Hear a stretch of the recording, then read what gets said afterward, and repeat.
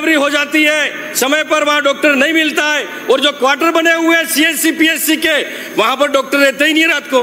तो वो क्वार्टर किस बात के बने हुए हैं? आप आदेश करें कि वहां पर वो रहे। विधानसभा क्षेत्र में मेरे डॉक्टर के सभी पद रिक्त हैं। सबसे पहले मैं बिछेवाड़ा की बात करूंगा, जो हाईवे पे पड़ता है, सीएचसी है, यहाँ पर 7 पद स्वीकृत हैं और सातों पद रिक्त हैं। और पिछली सरकार में हमारी सरकार ने ट्रोमा सेंटर खोला था, स्वीकृत किया था, बजट भी अलॉट हो गया, लेकिन आज तक उस ट्रोमा सेंटर का कोई अता पता नहीं है। और उस सीएचसी में रात को तो ठीक है, दिन को भी डॉक्टर नहीं मिल रहे हैं। तो वहां की जनता, आम जनता परेशान है। ये डबल इंजन की सरकार क्या कर रही है? हमारे एक इंजन की सरकार अच्छा काम कर रही थी, ये खाली डबल इंजन की नाम की सरकार रह गई है। हर हॉस्पिटल में सब रिक्त पद पड़े हुए हैं, वो भरे जाएं। इसी तरह से ये सीएचसी पाल देवल में 6 पद स्वीकृत हैं और 2 पद ही खाली भरे हुए हैं, 3 पद रिक्त हैं। इसी तरह से सीएचसी गामड़ी हाड़ा, इसमें 5 पद स्वीकृत हैं, 5 पद रिक्त हैं। माननीय मंत्री महोदय, आप जवाब दें तब कि ये रिक्त पद कब भरेंगे। इसी तरह से उप कनिष्ठ विशेषज्ञ सामान्य चिकित्सालय डूंगरपुर में 71 पद स्वीकृत हैं और भरे कितने? 5, 66 पद खाली है। वरिष्ठ चिकित्सा अधिकारी 30 पद स्वीकृत है, तो इसमें 10 भरे, 20 पद खाली हैं। चिकित्सा अधिकारी 143 पद और भरे कितने? 83 और 60 पद खाली हैं।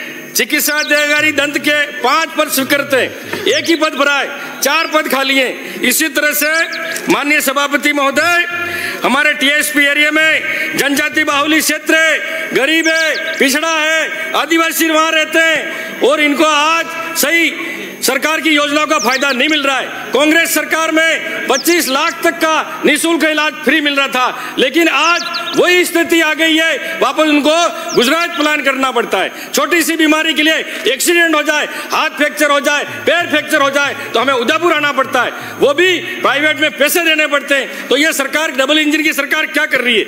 मैं माननीय सभापति महोदय ये कहना चाहूंगा कि हमारे क्षेत्र में जो झोला छाप डॉक्टर ज्यादा हो गए, वो गरीबों को लूट रहे हैं, लेकिन अधिकारियों को कमीशन मिल रहा है, इसलिए वो झोला छाप डॉक्टरों पे कार्रवाई नहीं कर रहे। मंत्री जी, उन झोला छाप डॉक्टरों के खिलाफ कार्रवाई करें, जो रिक्त पद है उनको भरा जाए। और इसी तरीके से माननीय सभापति महोदय, सीएससी ना भूल नहीं गया हूं, हमारे ये नहीं बैटरी कोई लेट नहीं उठ रही है। माननीय सभापति महोदय, ट्रोमा सेंटर की बात, पीएचसी सीएचसी जो खोली, जो हमारी सरकार ने, लेकिन इनकी सरकार ने खाली नाम बदलने का काम किया। जब मोदी जी जो थालियां बजा रहे थे, मोमबत्ती लगवा रहे थे, ढोल बजवा रहे थे, लेकिन कांग्रेस सरकार ने, गहलोत सरकार ने रात दिन एक कर भीलवाड़ा मॉडल बनाया, किसी को भूखा नहीं सोने दिया। ये काम किया है, कांग्रेस ने किया है। आज सोनोग्राफी की स्थिति क्या है? सोनोग्राफी में लोग वहां इलाज कराने जाता है, सोनोग्राफी कराने जाता है, लाइन में कतार लगती है और उसकी सोनोग्राफी मरीज की 7-7 दिन बाद हो रही है और डॉक्टर भी मिल नहीं रहे समय पर। डॉक्टर आज अपने जो पर्सनल क्लिनिक खोले हुए हैं वहां पर बैठते हैं, मरीजों को नहीं देखते। तो मैं माननीय मंत्री महोदय कहना चाहता हूं कि उन डॉक्टरों के खिलाफ भी कार्रवाई करें, गरीब को सही समय पर उनका इलाज मिल सके। माननीय सभापति महोदय, मैं आपसे आग्रह करना चाहूंगा कि हमारे जब कोरोना के काल में गहलोत सरकार ने ऑक्सीजन की जरूरत थी, तब ऑक्सीजन प्लांट की व्यवस्था की थी और हमारे वहां पर प्रसूता को आज भी रास्ते में ही डिलीवरी हो जाती है समय पर, वहां डॉक्टर नहीं मिलता है। और जो क्वार्टर बने हुए हैं सीएचसी पीएचसी के, वहां पर डॉक्टर रहते ही नहीं रात को। तो वो क्वार्टर किस बात के बने हुए हैं? आप आदेश करें कि वहां पर वो रहे, कि गरीबों को सही समय पर इलाज मिल सके। माननीय सभापति महोदय, इसी तरह से घाटी में डूंगरपुर शहर में हमारी सरकार ने पीएचसी खोली थी, एक प्राइवेट भवन में चल रही है, लेकिन आज तक मंत्री महोदय जी उस भवन का बजट भी हमने दे दिया, लेकिन आज तक वो पीएचसी नहीं बनी है। तो आप हमसे ऐसा वेर क्यों रखना चाहते हैं? क्या आप बताएं आपके बाद में कि कब तक बनाएंगे आप घाटी की पीएचसी? वहां के लोग तरस रहे हैं और पुराना अस्पताल है, इसमें भी कोई व्यवस्था नहीं है, किसी प्रकार की व्यवस्था नहीं है। और बात कर रहे हैं जय जय राजस्थान की, जय जय राजस्थान की। माननीय सभापति महोदय, हमारे वहां पर डॉक्टरों की, नर्सिंग कर्मियों की जो पद रिक्त हैं उनको जल्दी से जल्दी भरा जाए। और वहां पर हमारे यहाँ पर कई इलाज नहीं हो रहे हैं, जैसे न्यूरोलॉजी का डॉक्टर नहीं है, फेफड़ों का डॉक्टर नहीं है, तो ऐसी गंभीर बीमारियों के लिए हमें पलायन करना पड़ता है गुजरात। तो ऐसे में गरीब नहीं जा सकता है।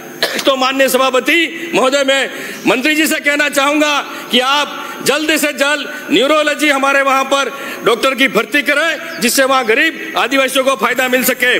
माननीय सभापति महोदय, मैं आपके माध्यम से कहना चाहूंगा कि जो मिलावटखोरी कर रहे हैं, आज कह रहे पनीर आ रहा है, अरे मावा आ रहा है, अरे कहां से आ रहा है?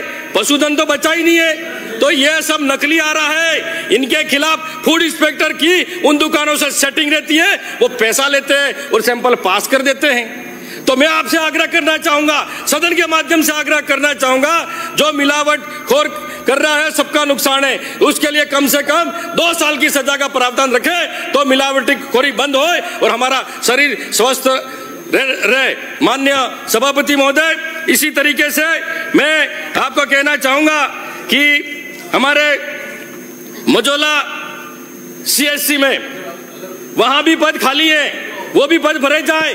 और प्लेसमेंट एजेंसी पर माननीय मंत्री महोदय, आपके जो ठेकेदार है प्लेसमेंट एजेंसी पर जो नर्सिंग कर्मियों को लेते हैं, भर्ती करते हैं, अब उनको मानदेय आप कितना देते हैं? आप ये बताएं, आप कितना देते हैं? वो ठेकेदार उनको अपनी मर्जी से लगाता है, मर्जी से निकाल देता है, ऐसी दुर्भावना रखता है। जो कांग्रेस के सरकार में लगे उनको निकाल देते हो बिना किसी कारण से।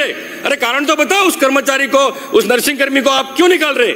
लेकिन इस दुर्भावना के साथ आप जो काम कर रहे हैं, डबल इंजन की सरकार, मोदी सरकार और जय जय राजस्थान का नारा लगा रहे हैं। मैं आपसे कहना चाहूंगा कि हमारी जो क्षेत्र की जो मांग है, डॉक्टर नहीं है, नर्सिंग कर्मी नहीं है, उनको जल्द से जल्द भरा जाए। धन्यवाद। जय हिंद, जय भारत। श्री अशोक कोठारी।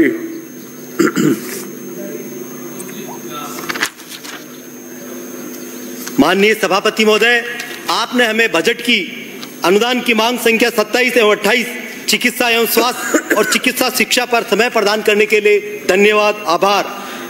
सभापति महोदय, हमारे